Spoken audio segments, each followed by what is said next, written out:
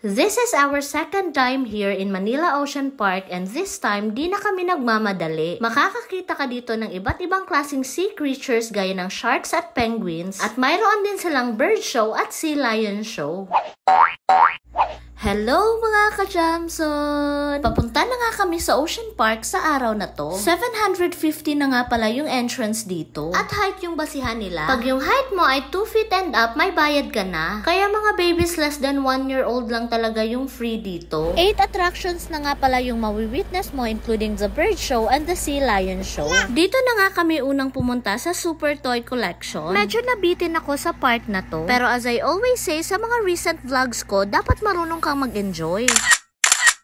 Kahit saan ka pa pumunta, you should know how to enjoy. Dahil kahit gaano kaganda yung place, kung hindi ka naman marunong mag-enjoy, hindi mo talaga ma-appreciate yung essence ng isang lugar. Dito nga lang ako nakakita ng human-sized Superman toy. Tapos dito naman sa bandang to, para siyang Star Wars aura. Tapos tamang picture-picture lang. Tapos sa may labasan naman, nagbibenta sila ng mga toys. Eto naman yung pangalawa naming pinuntahan, ang World of Creepy Crawlies. Nanalamin pa talaga yung asawa ko dyan. Anong imimit mo dyan, ahas? Tapos pagkapasok namin, eto talagang mga 3 turtles yung bumungad sa amin. Hoy, ano yan, backhand? O nag-aaway sila. Tapos eto, may iba't ibang turtles kaming nakita dito. Anong hinahanap mo dyan, asawa ko? Ginto?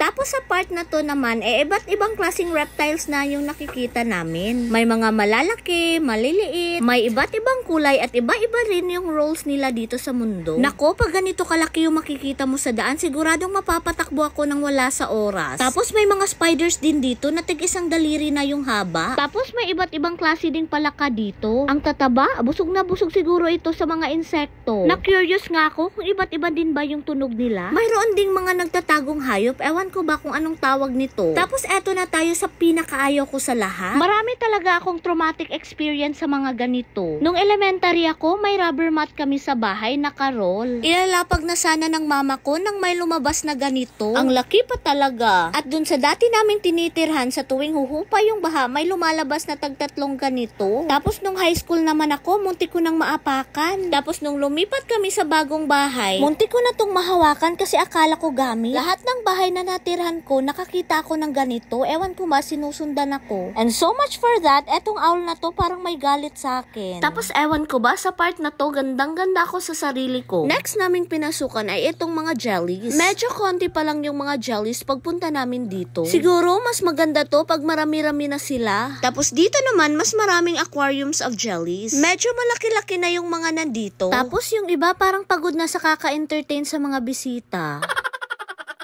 Tapos etong part na to, yung pinaka nagustuhan ko sa lahat, ang oceanarium. May important tip nga pala akong sasabihin sa inyo. Bali 1 pass per attraction nga lang pala yung pwede. What? Thank you! Bali, pag nakapasok ka na sa isang attraction area and naka-exit ka na, hindi ka na pwedeng bumalik. So, dapat pagpapasok kayo sa isang attraction, dapat di siya conflict sa schedule ng sea lion at bird show. Pag nagkabahay ako, gagawa talaga ako ng ganitong fish pond. Tapos na-curious talaga ako kung ano to. Para silang sea creatures na na-stuck sa sand. Basta yung role nila, lulubog lilitaw. Tapos eto na, papunta na tayo sa pinaka-exciting part ng vlog na to. Nandito na tayo sa oceanarium. Mapapakanta ka talaga ng Under the Sea. Aww. Feeling mo talaga you're living under the ocean. Talagang di lang bata yung mag-e-enjoy dito, pati rin yung mga matatanda. Para bang ikaw yung taong nakatira sa kaharian ng dagat. Parang mai-experience mo yung life ni Ariel. Tapos kakanta ka rin na, wish I could be part of your world. Aww. Tapos eto naman yung magiging Prince Charming ko. Dadalhin niya ako sa land. Charot. Kuya, dalhin mo na ako sa land. Nako, ang harot talaga ni ate. Talagang hindi pa ako inaaya, sasama na ako. Talagang dito kami nagtagal, in-enjoy talaga namin yung moment. Makakakita ka talaga dito ng shark in real life. Yung nakikita natin sa mga movies, sumusugod kahit may salamin. Bang pag nakakita ng tao, gustong kainin agad. Pero napaka-behave naman pala nila. Sa halagang 700 pesos, pwede ka rin magpakain ng isda dito. At eto na nga, humabol na kami sa bird show. Nakaka-amaze talaga yung show na to. Kasi kahit ibon, nakakaintindi pala. See? If our numbers can do it, so can we. At kung nakikita nyo, sa likod ng stage ay may water park. Iba din yung entrance dito, nasa 399. Tapos eto na tayo sa Sea Lion Show. Napaka well-trained nila at nakakaintindi talaga sila sa kanilang host. Marunong silang pumalakpak at marunong din silang mahiya. Napaka-cute, diba? Eto na nga at magpapakitang gilas na sila. Kung dati sa TV ko lang nakikita yung ganitong show, ngayon nakita ko na in person. Minsan yung mga bagay na di natin afford dati, maa-afford na natin ngayon. Everybody, wow! Oh, my God, show them the side by side.